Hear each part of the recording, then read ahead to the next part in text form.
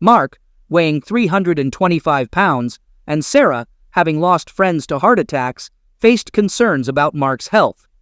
In short, she limited their lovemaking encounters to 4 times a year, tied to weight loss goals. These occasions included Valentine's Day, their anniversary, and both birthdays. Over 2 years, Mark shed a substantial amount of weight, reaching around 207 pounds, but contemplated quitting after losing 118 pounds. After all, the journey had been arduous. When Mark expressed his desire to quit, Sarah adamantly refused. This is when she issued the threat that serves as the inspiration for this story. If Mark quit, he would only receive closeness 4 times a year, prompting Sarah to seek fulfillment elsewhere due to her lovemaking needs. In the moments following Sarah's threat, the foundation of their marriage trembled. It began when Mark's head snapped up, and he looked at her with shock and confusion. The foundation cracked as she witnessed sadness and hurt in his eyes, a result of her words. The marriage's foundation crumbled as his emotions shifted from sadness to anger and disgust. Sarah realized immediately that she had made a critical mistake. Sarah had pushed her beloved man to his limits to fulfill her desires for weight loss, then threatened infidelity as punishment. She questioned her own actions, realizing the impact on Mark. Mark expressed frustration, emphasizing the tremendous effort he put into losing over 100 pounds for Sarah's sake. He accused her of using closeness as a tool to manipulate him, expressing disappointment at her reward of continued deprivation and potential infidelity. Mark believed Sarah had jeopardized their marriage, introducing chaos into their home. He questioned her trustworthiness and speculated about her thoughts of infidelity throughout their 2-year journey. In conclusion, he felt Sarah had ruined their marriage, leaving him uncertain about what to believe. Sarah expressed regret, insisting that she never intended to engage in infidelity. Despite her plea, Mark, with a look of disgust, questioned the credibility of her words. He conveyed his seriousness about the situation, and a few minutes later left the kitchen table, heading into the garage to contemplate the situation. In the garage, Mark declared his need for time to think, leaving Sarah in tears as she realized the gravity of the situation. She sobbed, acknowledging the seed of doubt planted in Mark's mind, understanding the challenge of dispelling it. Reflecting on her actions, Sarah admitted her lack of consideration for Mark's feelings. She acknowledged her greed and desire for more, despite Mark's previous efforts. Now, she recognized the need to regain what she had lost. Mark, spending about an hour in the garage, engaged in activities to occupy his hands while contemplating the complexities of the situation. He didn't really think his wife had cheated on him over the last 2 years, but he wasn't sure. Earlier in the day, he would have been sure, but now, after her comment, he just couldn't be sure anymore. He didn't know either if she would have cheated on him in the future. Earlier, he would have never believed it, but now he wasn't sure anymore. He said out loud, "I need to find out." Mark walked back into the house. Sarah remained seated at the kitchen table, visibly distressed with red eyes and a red nose, a result of her recent tears. Mark observed her condition, feeling a sense of regret, yet he remained resolute in carrying out his decision. He communicated to Sarah his decision to abandon the diet, informing her that he would restrict their carnal moments to the previously agreed upon 4 times a year, or even none at all, leaving the choice to her discretion. Mark warned of severe consequences if she chose to engage in relations with someone else, expressing his intent to inflict physical damage on her potential lover. Mark sternly addressed Sarah, asserting that any infidelity on her part would lead to an immediate end of their relationship. He emphasized that he would not tolerate staying married to a cheater and labeled her as a fancy woman, indicating his lack of tolerance for unfaithfulness. He declared his mistrust and announced his intention to closely monitor her actions, cautioning her to be exceedingly careful. Concluding his message, Mark mentioned his departure for a while, indicating his absence for lunch, but assuring his presence for dinner. He offered the option of ordering food if she didn't feel like cooking, leaving the atmosphere charged with tension and uncertainty. Mark grabbed his car keys off the counter and walked out the back door into the garage. Moments later, Sarah heard the garage door open, and she heard Mark's car drive away. Sarah said out loud, "Oh my God, I can't believe this. How could I be so stupid? She began sobbing again and just sat there, wishing she had kept her mouth shut. An hour or so later, she got up to go to the bathroom, then went and lay on her bed and cried some more.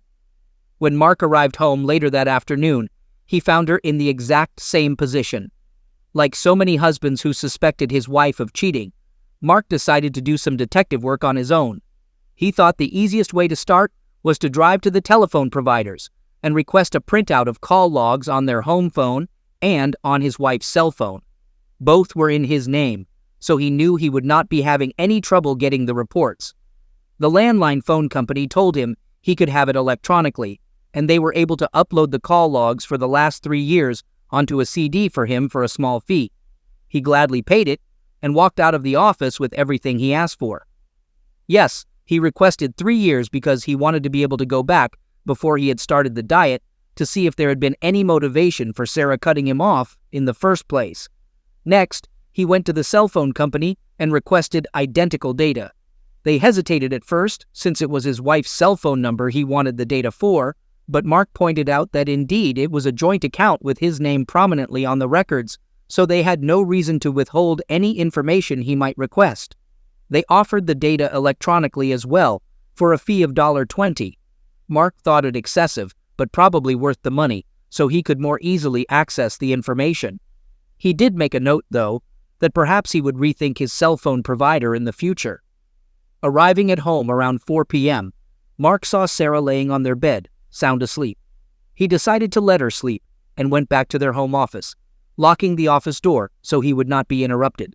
He sat down at the computer and downloaded all of the data from the 2 CDs into a folder in his documents file. He had already formulated how he would conduct his search. He was going to start with 2 years ago and compile a list of every telephone number called in that first month when he started his diet and when Sarah had restricted his closeness to 4 times a year, plus rewards for goals achieved. That would have been September of 2008 on their home phone.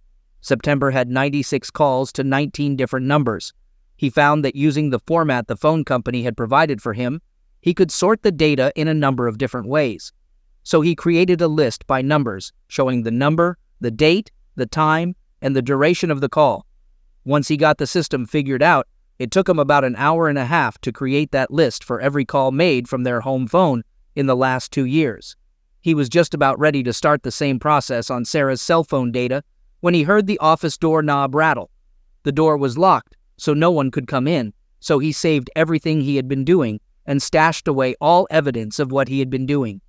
He logged off the computer and went and opened the door to find the most pitiful sight he could imagine. There stood Sarah in a seriously disheveled state, hair a mess, eyes and nose red from crying and sniffling. Every once in a while she had her head bent down and only reluctantly looked up and into Mark's eyes. She expressed deep remorse to Mark, acknowledging the hurt and anger she caused. Sarah recognized her own selfish and cruel actions, admitting that she overstepped by interfering with his diet progress. She apologized sincerely, asking for forgiveness and acknowledging that the decision to continue the diet should have been solely his. Despite feeling the overwhelming influence of the situation, she pleaded with Mark to forgive her. Mark conveyed his forgiveness to Sarah, emphasizing that it was granted only based on the information available to him at the moment. He expressed his love for her and reminded her of the sacrifices he made during the 2-year struggle with his weight, including abstaining from closeness, all done for her. However, he admitted that he reached a breaking point and could no longer continue. Mark addressed the current situation, describing it as a gorilla in the room that needed to be addressed. He stressed the importance of knowing definitively whether or not she had cheated on him, as the uncertainty would drive him crazy. Mark outlined the conditions for their relationship moving forward, stating that if she had not cheated in the past and did not plan to in the future, they could be okay. However, he made it clear that he needed assurance. He held Sarah accountable for creating the mess with her hasty comment and threat, expressing his disbelief at her lack of consideration for his feelings and the damage it caused to his trust in her. Mark highlighted the need for her to deal with the consequences until he felt confident in their relationship. Sarah was hoping Mark would just forgive her and forget what she had said, but that was not to be. She thought, I suppose I deserved everything that was happening to me, but I hoped it could all go away." She nodded her head slowly and resigned agreement and turned and walked dejectedly back to the bedroom and closed the door behind her. She lay on her bed again, not sobbing, but with tears streaking her face. Mark opened the bedroom door and asked, "Sarah, do you want something to eat?" Sarah said, "No, Mark, I am not hungry." Mark walked out to his car and drove off again to a place nearby called Grisham's. He and Sarah had gone there for drinks many times, and their food was excellent. He knew he could have a few beers and a greasy but delicious bacon cheeseburger. In the 2 years previous, he had not had more than 2 beers in a week's time and not 1 bacon cheeseburger. Tonight, he was going to give in and have what he wanted. He knew that he would never allow himself to get overweight like he had been before. But tonight, he was going to splurge and enjoy his dinner, even though his heart was breaking. When he got home, he went back to the office and began working on the call log from Sarah's cell phone. Because he already knew the drill, it was easier to finish the cell phone list, and he was done in half the time. After reviewing the 2 lists, Mark determined that over the course of 2 years, they had 3,482 calls made in total, from a total of 45 different telephone numbers. He decided to sort the calls by telephone number and had some surprising results. There were almost 300 calls to his cell phone, about 200 calls to his parents' number, and a similar number of calls to Sarah's parents' number. There were close to that many to each of Sarah's sisters, and about half that number to his brother John. In addition, there was a scattering of calls to various friends whom Mark recognized the numbers, and a few to other numbers he didn't recognize. Going down the list, though, he discovered that there were over 200 calls to a number he didn't recognize, and another 50-plus calls to a second number he didn't recognize. Then he realized there were some calls, 30 or more, to additional numbers that were made over the course of 2 years. He assumed those might be hair salons, stores, church, etc. None of those statistics bothered Mark much, so he just noted them and went back to the 2 major unrecognizable numbers. Being the type of guy Mark was, he decided to refine his research a little more and sorted the calls by day and time. For those 2 numbers, the surprising results gave him the chills, and almost immediately, he was burning up with suspicion and anger. Every Wednesday at 11 a.m., Mark attended a staff meeting with his boss and other department heads at a local restaurant with meeting rooms. They convened in conference for an hour, took a 1-hour lunch break, and concluded their business by 2:30 p.m. or 3 p.m. consistently. Every week, at 10:55 a.m., without fail, there was a call to him on his cell phone. Yes, some weeks were missed, but Mark instantly recognized those were the weeks he was on vacation. But the rule remained. Every Wednesday at 10:55 a.m., at 11:05 a.m. every Wednesday, a call was made to the first of the 2 numbers Mark didn't recognize. He was burning up now. It seemed too much of a coincidence not to be suspicious. Mark knew at that moment that what he was going to discover would not bring him joy. Persevering, he looked at the second number and quickly realized that these calls were consistently placed on Fridays. On Friday afternoons once a month, Mark played golf with his brother and their best friends, finishing the 18 holes around 5:30 p.m. They would stop in the clubhouse for a couple of drinks before heading home, usually reaching home before 6:30 p.m. On those Fridays, he would shower and take Sarah out to eat. What angered him was that Sarah always called him just before he teed off to express her love and let him know she would be waiting when he finished his round and got home. Mark now understood what was going on, but he lacked visual proof or knowledge of the person with whom she was cheating. The scary part was wondering how long it had been going on, and if it started only when Sarah cut him off, or if it began earlier. So, he extended his investigation another year and discovered that the same calls were made once a month for the 3 months before he was cut off. Whatever Sarah was doing, she had been doing it 3 months earlier, but not as frequently. All he had to do now was figure out who and then decide what he was going to do about it. Mark thought finding out who would be easy. He ran a reverse lookup on the first number and found it to be a cell phone number not listed. He ran the reverse lookup on the second number and discovered it was listed to a Tony Batali. Of course, Mark knew exactly who Tony Batali was. He was Mark's trainer at the gym. Sarah had initially found him for Mark, so Sarah was calling Tony on the Fridays when Mark golfed, Mark thought. He noted the address in his call log spreadsheet and decided to go out again for a while. Upon returning to Grisham's, Mark had a couple more beers. When things quieted down after the dinner rush, he approached the rather attractive bartender Brenda, seeking help. He briefly explained the situation and requested Brenda to determine if the first number belonged to Tony. He dialed the number and instructed Brenda to ask for Tony and, if it was him, to mention that a woman had given her the number as a potential trainer. If it was Tony, she should tell him that if he had openings, she would stop by the gym one of these days. Brenda, after taking the phone, inquired if the person on the other end was Tony. She explained that she was Jennifer, a woman she didn't know who had received Tony's name from someone at her hair salon.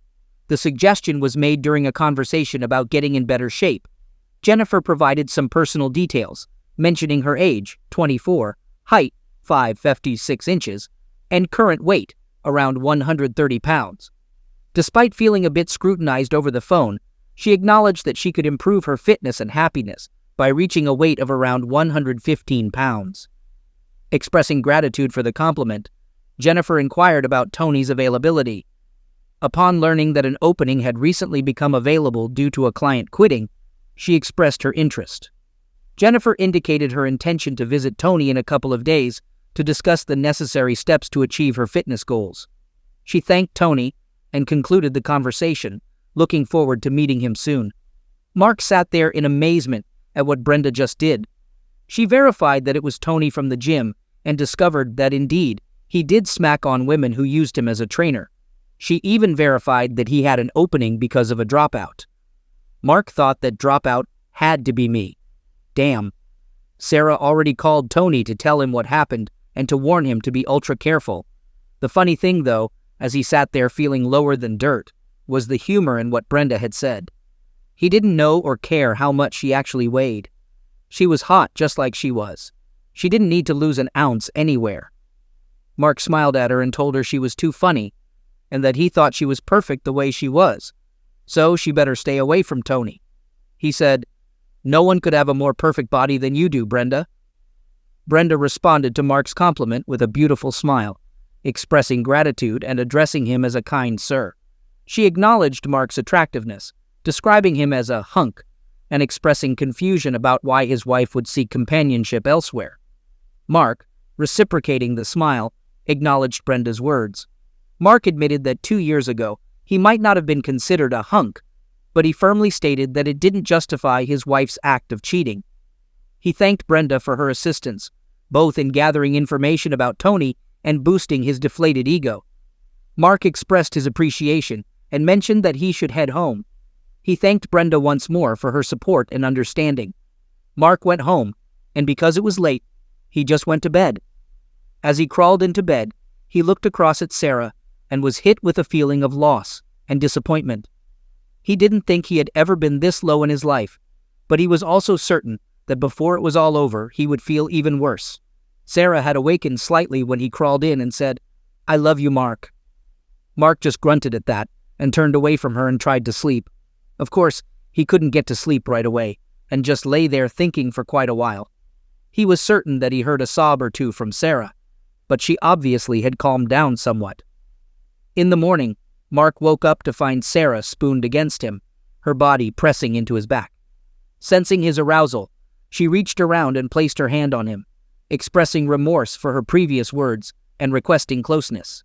Mark, aware of his vulnerability, resisted the temptation, citing the need to get going that morning and the established boundaries. Mark reminded Sarah of the cutoff he had communicated earlier, emphasizing that such attempts should not be repeated. He left the bed, showered, and headed to work.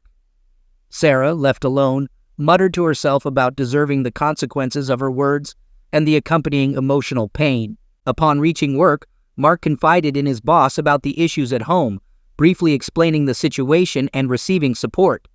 The boss advised him to take any necessary time off to address his suspicions. Mark's boss also provided the name of a reputable electronics distributor for surveillance equipment.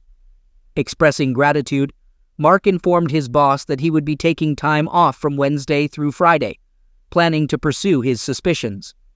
The boss, understanding Mark's intentions, wished him good luck with a smile.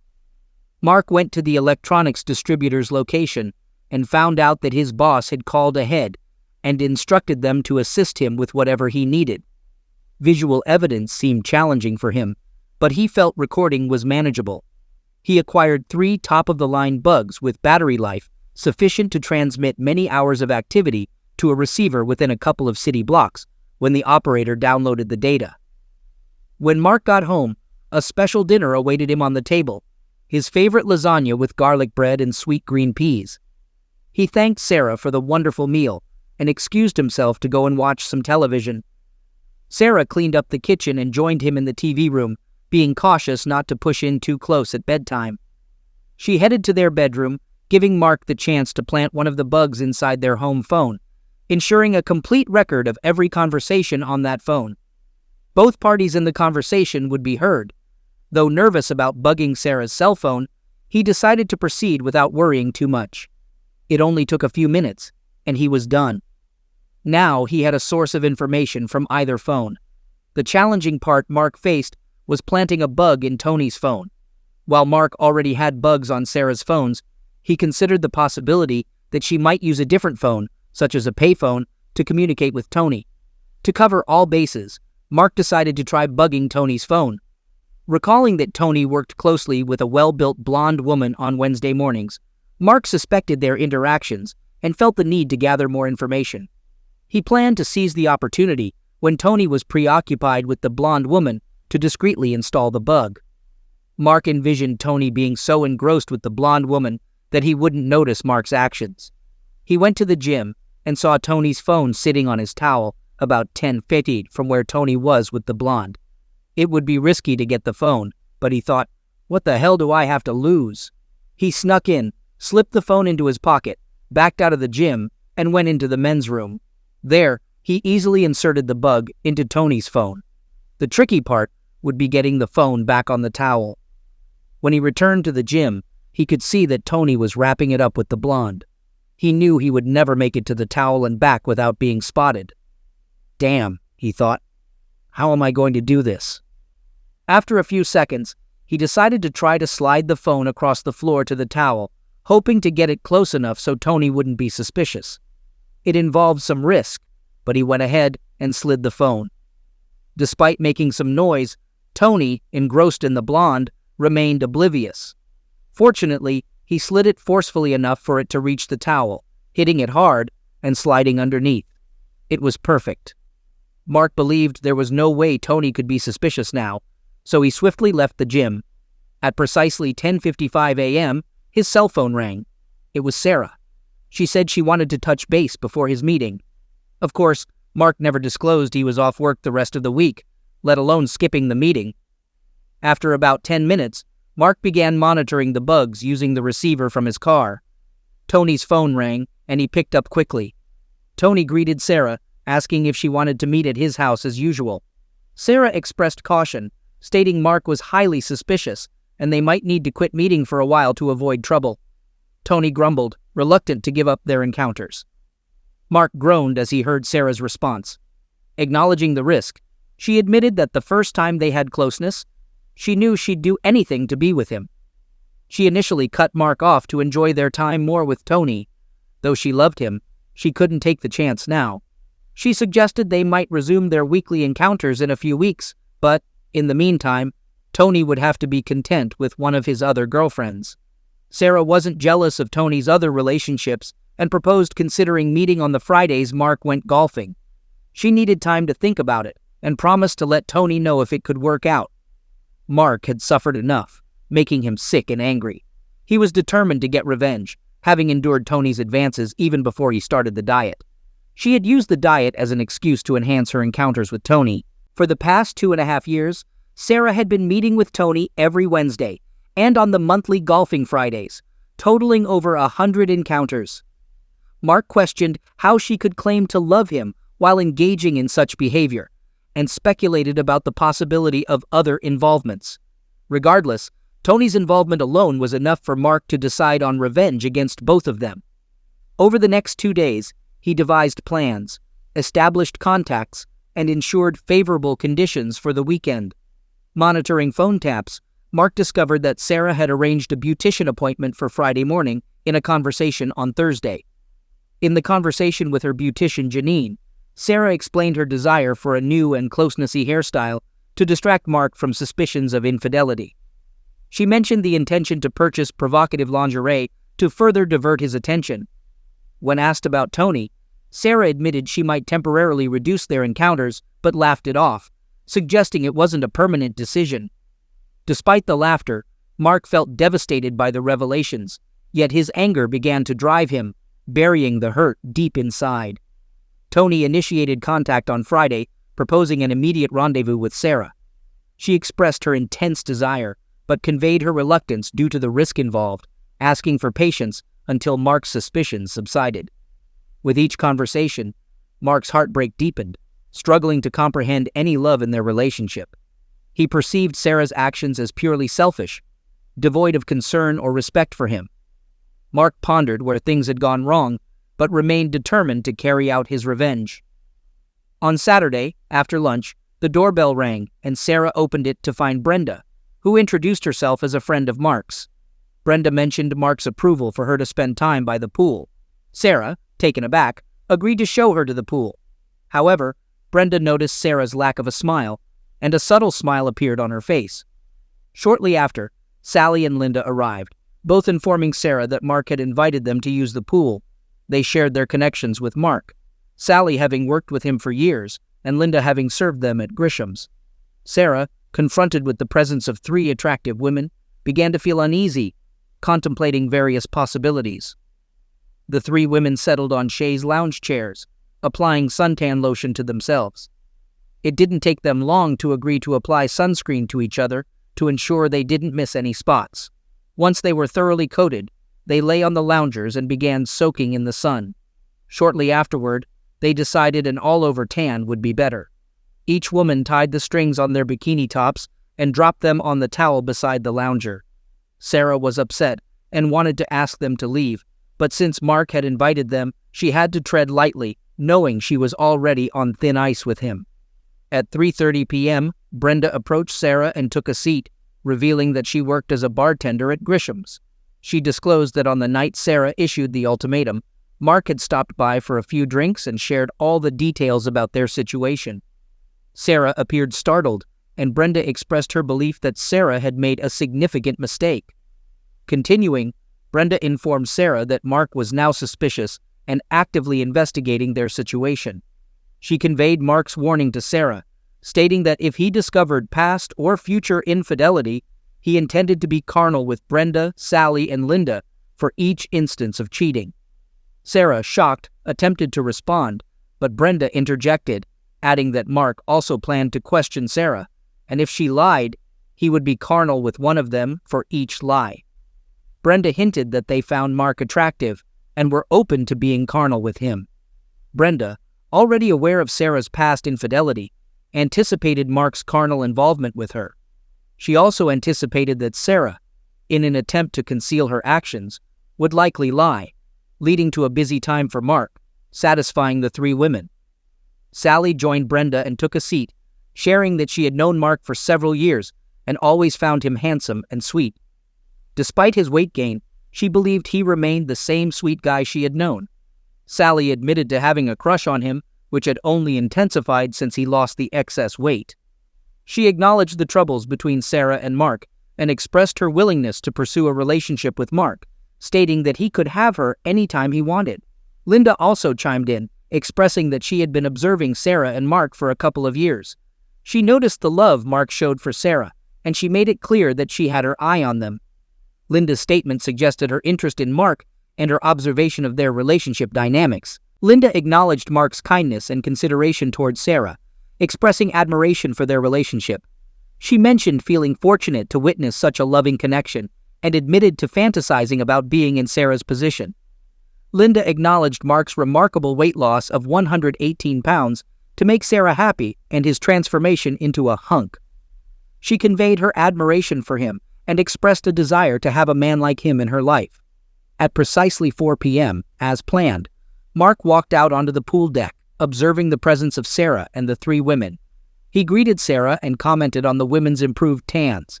Mark playfully remarked on the women's beautiful bodies, suggesting they might give him a hard time. He encouraged Sarah to join in the playful banter and jokingly asked why she hadn't removed her top. Sarah, upset by the afternoon's events, reluctantly complied. Mark then posed 2 questions to Sarah, emphasizing the need for honest answers. He inquired if, at any point during their marriage, she had cheated on him. Sarah firmly denied any infidelity. Mark pressed further, specifically mentioning Tony from the gym. Sarah maintained her denial, expressing confusion about where such an idea originated. Mark continued to question Sarah about her involvement with Tony, mentioning their regular Wednesday meetings and Friday afternoons when he played golf.